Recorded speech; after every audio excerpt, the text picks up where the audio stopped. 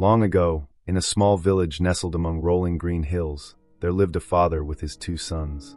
The father was a man of wealth, not only in material possessions, vast fields, thriving livestock, and a grand home, but also in the boundless love he held for his children.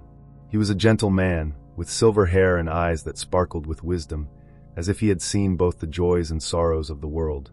His 2 sons, though raised under the same roof, were as different as night and day. The elder son, named Eliam, was diligent and devoted. He rose at dawn to tend the livestock, inspect the fields, and assist his father in managing the family's estate. Eliam cherished stability, the quiet rhythm of life in the village, and the pride of seeing his hard work bear fruit. "Father," he would say, "I'm content with what we have. As long as our family is together, I need nothing more." But the younger son, Jonah, was different. Jonah was a young man brimming with passion, his eyes always fixed on the horizon, as if his heart belonged to a world beyond the village. He dreamed of distant lands, dazzling cities, and adventures he had only heard about from passing travelers. To Jonah, life at home felt stifling, too predictable. He yearned for freedom, to live a life of his own, unbound by the fields, the livestock, or his father's gentle guidance. One evening, as the sunset bathed the village in golden light, Jonah stood before his father in the great room of their home. Taking a deep breath, his voice trembling yet resolute, he said, "Father, I want to leave. I want to see the world, to live the life I've always dreamed of. Please give me my share of the inheritance, so I can begin." The father gazed at Jonah, his eyes filled with a deep sadness, but he did not scold or protest.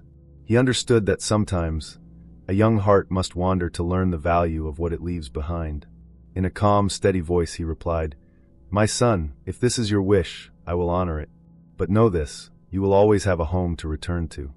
A few days later, the father divided his estate. Jonah received a substantial portion, bags of gold and silver coins, along with valuable possessions. With his heart racing, Jonah packed his belongings, bid farewell to his father and brother, and set out on his journey. Eliam watched his younger brother leave, his heart heavy. He said nothing, but in his mind he thought, "Jonah, you're abandoning everything for empty dreams. You'll see, the world out there isn't what you think." Jonah left the village with a spring in his step. He arrived in a grand city, where lights twinkled like stars even in the dead of night, where bustling markets overflowed with people, and lavish parties stretched until dawn. To Jonah, it felt like stepping into a dream. With his pockets full of wealth, he spent freely, without a second thought. He bought fine clothes, dined on exotic foods, and surrounded himself with new friends who flattered him endlessly, as long as he paid for their revelry. These new companions called Jonah the hero of the city. They whisked him from one feast to another, from gambling halls to dance floors. Jonah felt alive, as if he were the king of this dazzling world. He laughed loudly, drank deeply, and danced under the glittering lights, believing this life of freedom would last forever. But wealth, no matter how great, has its limits. Jonah didn't notice that his so-called friends were only loyal to his money. They didn't care about his dreams, his heart, or his future.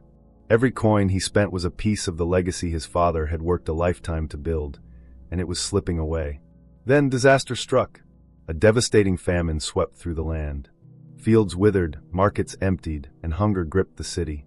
Jonah, who had squandered every last coin, found himself with nothing. His friends vanished as quickly as they had appeared. No one invited him to parties, no one smiled at him, and no one offered help. Once a young man of luxury, Jonah now wandered the streets, his clothes tattered, his stomach aching with hunger. Desperate, he took the only job he could find, feeding pigs on a small farm. Each day he sat among the swine, watching them eat husks and scraps, and he thought, "Even these pigs are better fed than I am." Humiliation, loneliness, and despair consumed him. The dreams of freedom that had once burned so brightly were now distant memories, replaced by a harsh reality. One starry night, as Jonah sat alone, he buried his face in his hands and wept. Memories of home flooded his mind, the warm meals always waiting on the table, his father's open arms, the love that had surrounded him without cost or condition.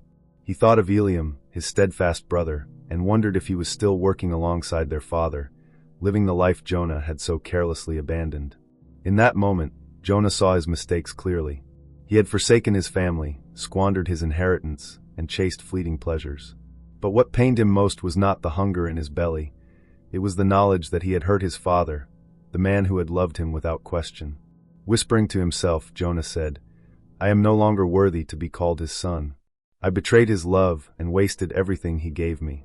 But perhaps if I return and beg for forgiveness, he might let me serve as a hired hand. Even that would be better than starving here. With newfound determination, Jonah stood. He had nothing but the rags on his back and a heart heavy with remorse. He began the long journey home, walking the dusty road back to the village. Each step was a prayer, each bead of sweat a silent apology. He didn't know how his father would react. Would he be angry? Would he turn him away? But Jonah knew he had to face the consequences of his choices. Meanwhile, in the quiet village, the father stood at the gate of his home each day, gazing down the road that led away from the village. Though Jonah had been gone for months, the father never lost hope. He believed, deep in his soul, that his beloved son would return. Eliam, watching his father's vigil, shook his head. "Father," he said, "Jonah chose his path. He doesn't care about us anymore. Why do you keep waiting?" The father only smiled sadly and said, "Eliam, you don't understand. Jonah is my son, and my love for him will never change, no matter what he has done." One afternoon, as the sun dipped low and painted the village in hues of gold, the father spotted a familiar figure in the distance. It was Jonah, thin, ragged, walking slowly as if carrying the weight of the world. The father's heart leapt. Without a moment's hesitation, he ran toward his son, his old legs moving with the vigor of youth, and enveloped Jonah in a warm embrace. Jonah, stunned by his father's reaction, fell to his knees, his voice breaking. "Father, I have sinned against you and against heaven. I am no longer worthy to be your son. Please, let me work as one of your servants." But the father didn't let him finish. He held his son tightly, tears streaming down his face, and called to his servants, "Bring the finest robe and put it on him. Place a ring on his finger and sandals on his feet. Slaughter the fattened calf. We will celebrate. For my son was dead and is alive again. He was lost and is found." News of Jonah's return spread quickly through the village. The father threw a grand feast, filled with music, food, and laughter that echoed into the night. Jonah sat beside his father, his heart overflowing with gratitude and joy. He could scarcely believe that his father had forgiven him, welcomed him, and loved him so completely after all he had done. Not everyone shared in the celebration.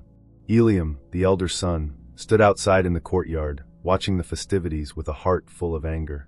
He thought, "I've stayed here, worked hard, obeyed father, and never asked for anything.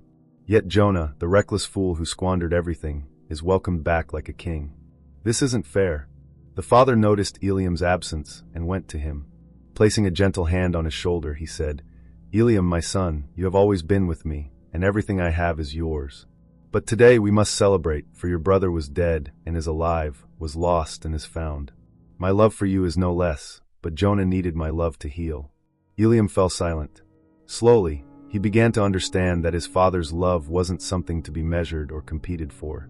It was vast enough to embrace both sons, no matter their differences. The story of the prodigal son is more than a tale of a wayward young man. It is a beautiful portrait of God's unconditional love, the love of a heavenly Father who is always ready to forgive and welcome us home, no matter how far we've strayed. In America, this story resonates deeply, touching the hearts of those grappling with their own mistakes and those seeking forgiveness and hope. The story also teaches us about compassion. Eliam, the elder son, represents those who feel wronged when others are forgiven. Through his journey, we learn that mercy doesn't diminish justice, it elevates love. Ultimately, this parable invites us to reflect on ourselves. Who among us hasn't been Jonah, chasing fleeting dreams only to discover that true happiness lies in love and connection with family and God? And who hasn't been Eliam, struggling with envy or feelings of unfairness? Wherever we stand, the story reminds us that there is always a path home and a loving Father waiting with open arms. As the lights in the village faded and the feast drew to a close, Jonah sat beside his father, listening to the joyful chatter around him. He knew he had found something more precious than gold, more enduring than freedom, love. And he vowed to live worthy of that love from that day forward. This story, passed down through generations, continues to echo in the hearts of millions across America and the world. It is a reminder that no matter how far we wander, there is always a home to return to, and a Father in heaven waiting with open arms.